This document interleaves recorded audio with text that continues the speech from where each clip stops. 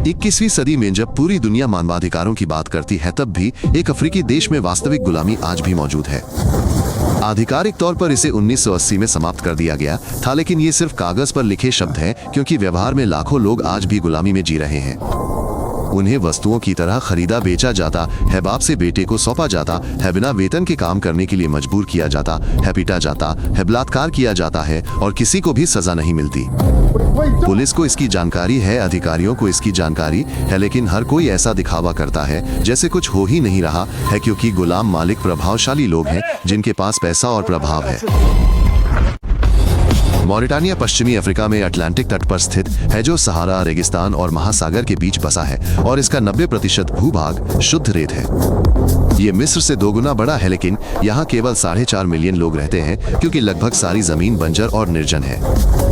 20 मंजिला इमारतों जितने ऊंचे रेत के टीले रेगिस्तान में प्रति वर्ष कई मीटर की रफ्तार से आगे बढ़ते हैं और गांवों को निगल जाते हैं। लोग सुबह निकलते हैं और बर्फ से ढके घरों में लौटते हैं। गर्मियों में छाया में तापमान 50 डिग्री सेल्सियस तक पहुंच जाता है। कई वर्षों तक बारिश नहीं होती है और दूर दराज के गांवों में महीने में एक बार ऊंटों द्वारा पानी पहुंचाया जाता है। देश भर में रेगिस्तानी खदानों से लेकर समुद्र तक एक रेल मार्ग फैला हुआ है, जिस पर दुनिया की सबसे लंबी और सबसे भारी मालगाड़ी चलती है। यह ट्रेन खदानों से बंदरगाह तक लौह अयस्क ले जाती है। इसमें 200 डिब्बे हैं, इसका वजन 15,000 टन है और ये 2.5 किलोमीटर लंबी है। स्थानीय लोग इसे देश के उत्तर और दक्षिण के बीच परिवहन के एकमात्र साधन के रूप में इस्तेमाल करते हैं। वे अयस्क से लदे खुले डिब्बों में चढ़ जाते हैं और 12 घंटे की यात्रा करते हैं। लोग सीधे लौह अयस्क पर बैठते हैं। धूल से उनके फेफड़ों में घुटन होती है और रेगिस्तान में कोई अन्य सड़क न होने के कारण तेज गति से गिरने और दुर्घटना का खतरा बना रहता है। रेगिस्तान के बीचों बीच 50 किलोमीटर व्यास वाली एक रहस्यमयी गोलाकार संरचना स्थित है, जो अंतरिक्ष से स्पष्ट रूप से दिखाई देती है और सहारा की आंख के नाम से जानी जाती है। चट्टान और रेत के ये विशाल संकेंद्रित वृत्त एक विशाल संरचना बनाते हैं और वैज्ञानिक अभी तक ये नहीं समझा पाए हैं कि लाखों साल पहले इनका निर्माण कैसे हुआ। कुछ का कहना है कि ये उल्कापिंड के टकराने के अवशेष हैं, कुछ का कहना है कि ये प्राचीन ज्वालामुखी विस्फोट का परिणाम है और कुछ का मानना है कि ये पौराणिक अटलांटिस के अवशेष हैं। वहां पहुंचना लगभग असंभव है। आपको एक शक्तिशाली एसयूवी और एक अनुभवी गाइड की आवश्यकता होगी, क्योंकि इनके चारों ओर सैकड़ों किलोमीटर का रेगिस्तान है, सड़कें हैं, पानी और न ही संचार के साधन। देश के अटलांटिक तट पर दुनिया के सबसे बड़े जहाज कब्रिस्तानों में से एक स्थित है, जहां सैकड़ों परित्यक्त जहाज जंग खाकर टूट फूट रहे हैं। पुराने मछली पकड़ने वाले ट्रॉलर, मालवाहक जहाज और तेल टैंकर यूं ही छोड़ दिए जाते हैं और सड़ने के लिए छोड़ दिए जाते हैं, क्योंकि उनका उचित निपटान महंगा होता है। पास की झुग्गियों में रहने वाले गरीब लोग पेंट और जंग से निकलने वाली जहरीली गैसों में सांस लेते हुए अपने हाथों से जहाजों को तोड़कर धातु के टुकड़े निकालते हैं और दिन में $2 से $3 कमाते हैं।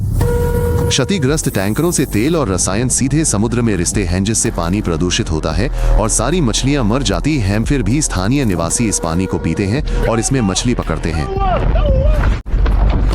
यहाँ का समाज जातिगत व्यवस्था में बुरी तरह बटा हुआ है, जहाँ गोरे अरब लोग हर चीज के मालिक हैं और देश पर राज करते हैं, जबकि काले अफ्रीकी या तो उनके लिए काम करते हैं या गुलामी में जीते हैं। गुलाम का बच्चा जन्म के पहले दिन से ही गुलाम बन जाता है। उसका नाम दस्तावेजों में दर्ज नहीं होता, वह स्कूल नहीं जाता और 5 या 6 साल की उम्र से ही काम करना शुरू कर देता है।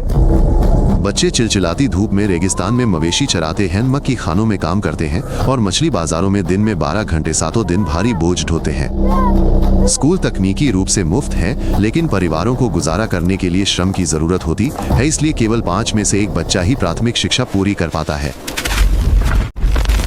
देश की पूरी अर्थव्यवस्था एक ही निर्यात पर टिकी है, लौह अयस्क, जिससे देश की लगभग आधी आय होती है। उच्च गुणवत्ता वाले अयस्क के विशाल भंडार रेगिस्तान के बीचों बीच स्थित हैं। इसे 300 मीटर गहरे गड्ढों में खोदा जाता है और सीधे चीन और यूरोप भेजा जाता है। एक सरकारी कंपनी सभी उत्पादन को नियंत्रित करती है, लेकिन सारा पैसा अधिकारियों और जनरलों की जेबों में चला जाता है। जबकि खनिकों को नाम मात्र की कमाई होती है और वे भूस्खलन में मारे जाते हैं। जब वैश्विक लौह अयस्क की कीमतें गिरती हैं, तो पूरा देश तुरंत संकट और अकाल की चपेट में आ जाता है, क्योंकि आय के लगभग कोई अन्य स्रोत नहीं है और कोई भी उन्हें पैदा करना नहीं चाहता। 20वीं शताब्दी के आरंभ में फ्रांस ने इन क्षेत्रों पर कब्जा कर लिया और 1960 के दशक तक इन पर अपना नियंत्रण बनाए रखा, जिसके बाद वो पीछे हट गया और अपने पीछे एक पूरी तरह से नष्ट हो चुकी शासन प्रणाली छोड़ गया। उपनिवेशवादियों ने जानबूझकर विभिन्न जनजातियों और जातीय समूहों को आपस में लड़ाया, जिससे गोरे लोगों को काले लोगों पर शक्ति मिली और ये व्यवस्था आज भी कायम है। अरबी के साथ साथ फ्रांसीसी आज भी दूसरी आधिकारिक भाषा है। सभी कानून और महत्वपूर्ण दस्तावेज फ्रांसीसी में लिखे जाते हैं, भले ही अधिकांश निवासी इसे समझते न हों। फ्रांस घरेलू राजनीति को प्रभावित करता रहता है, अपनी पसंद की सेनाओं और अधिकारियों का समर्थन करता है और बदले में खनिज और मत्स्य पालन तक पहुंच प्राप्त करता है।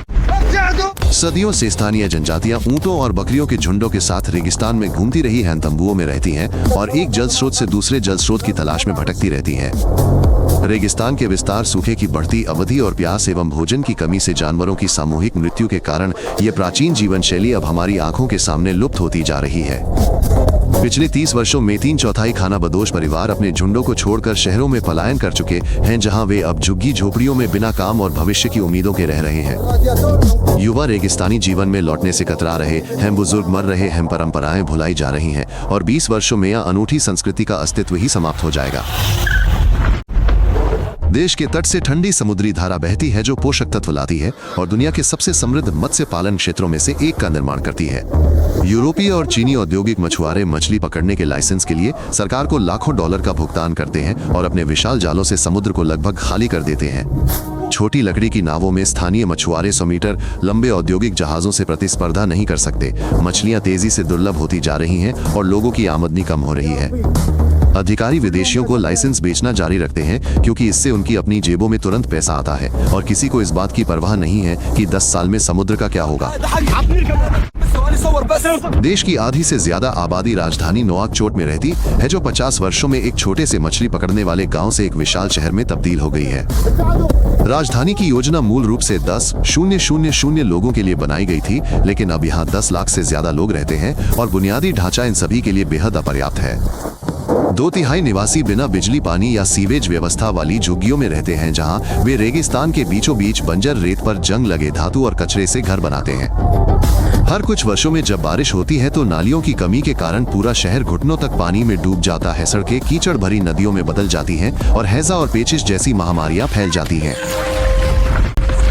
चीन देश में हर संभव चीज खरीद रहा है, बंदरगाह और खदानें बना रहा है और सरकार को ऐसे भारी ब्याज दरों पर कर्ज दे रहा है जिन्हें चुकाना नामुमकिन है। चीनी कंपनियों को खनन और मछली पकड़ने के ठेके मिल रहे हैं। वे चीन से कामगारों को ला रही हैं और कच्चे माल को बिना प्रसंस्करण किए वापस भेज रही हैं। इस बीच रेगिस्तान प्रतिवर्ष 5 किलोमीटर की दर से दक्षिण की ओर बढ़ रहा है, जिससे पानी के अंतिम स्रोत और खेती के लिए उपयुक्त जमीनें नष्ट हो रही हैं। देश चीन के कर्ज में डूबता जा रहा है और अपनी अंतिम उपजाऊ जमीनें खोता जा रहा है, जो पूरी तरह से विदेशी नियंत्रण में एक निर्जन रेगिस्तान में तब्दील हो रही है। ये देश एक खतरनाक क्षेत्र के मध्य में स्थित है, जहां अल कायदा और इस्लामिक स्टेट से जुड़े आतंकवादी समूह सक्रिय हैं। उत्तरी रेगिस्तानी इलाकों में आतंकवादी नियमित रूप से सैन्य चौकियों पर हमले करते हैं, विदेशियों का अपहरण करके फिरौती मांगते हैं और सार्वजनिक स्थानों पर बम विस्फोट करते हैं। बेरोजगार, पैसेहीन या भविष्यहीन युवा आसानी से कट्टरपंथी प्रचार के प्रभाव में आ जाते हैं। चरमपंथी हथियार पैसा और जीवन का उद्देश्य प्रदान करते हैं और कई लोग इसे स्वीकार कर लेते हैं। अधिकारी संदिग्धों को क्रूरतापूर्वक पकड़कर और यातना देकर जवाब देते हैं, जिससे लोगों का गुस्सा और बढ़ जाता है और नए स्वयंसेवक आतंकवादी संगठनों में शामिल होने के लिए प्रेरित होते हैं।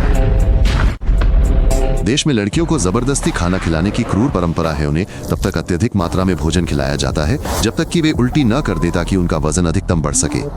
मोटी दुल्हन को परिवार की समृद्धि और सुंदरता का प्रतीक माना जाता है, इसलिए लड़कियों को 100 किलोग्राम तक मोटा किया जाता है, जिससे मधुमेह और कम उम्र में दिल का दौरा पड़ने जैसी समस्याएं हो सकती हैं।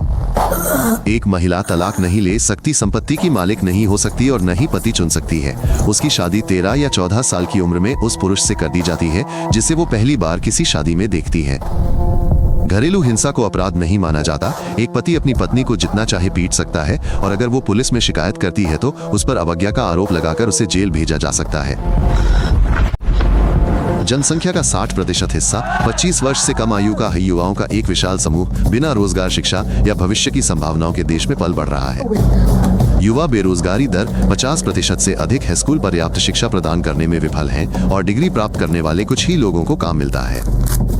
हर साल हजारों युवा भूमध्य सागर के रास्ते अवैध रूप से यूरोप पहुंचने का प्रयास करते हैं। कई रास्ते में डूब जाते हैं या लीबिया में गुलाम बना लिए जाते हैं। यदि आने वाले वर्षों में स्थिति में कोई बदलाव नहीं होता है तो देश को या तो पूरी कामकाजी उम्र की आबादी के बड़े पैमाने पर पलायन का सामना करना पड़ेगा या एक रक्तरंजित सामाजिक उथल-पुथल और पूर्ण पतन का।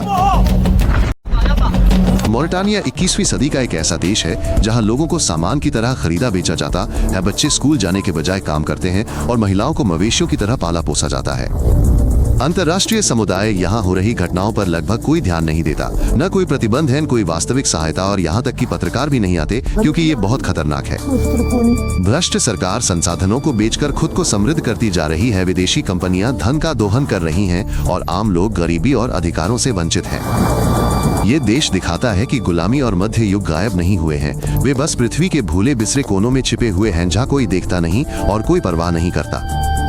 अगर आपको ये रोचक लगा तो सब्सक्राइब करें ताकि आप नए एपिसोड मिस न करें। सब कुछ संक्षिप्त और सटीक है।